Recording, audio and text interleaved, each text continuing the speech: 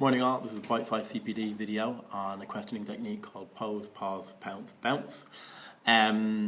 This is a really good technique because it encourages students and teachers to tease out the learning process together, and it's something that's allowed good teachers to become great. It's a very simple form of differentiation because the level of questioning varies and therefore challenging students at a different level. So the initial part, pose. So before the pose part, you need to insist on a hands down policy in your classroom, and you need to ask students to remain reflective, okay? Then you pose your question or your series of questions. You then pause and ask students to hold that thought, reflect upon it, maybe build upon it, and give them an opportunity to develop on their initial response. This is when the pounce bit starts, and this is the fun part.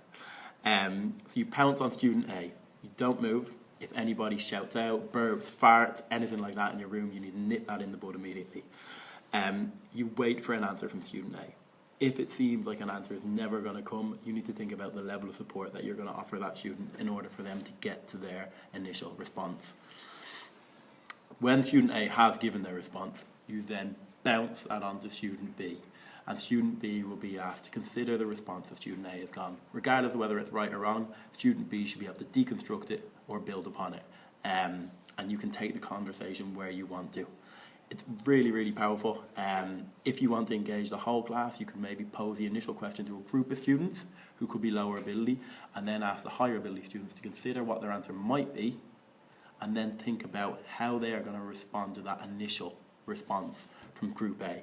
I'm going to put a video along with this showing an example of it in PE, and hopefully you'll be able to take something away from that. Thank you very much. Bye bye.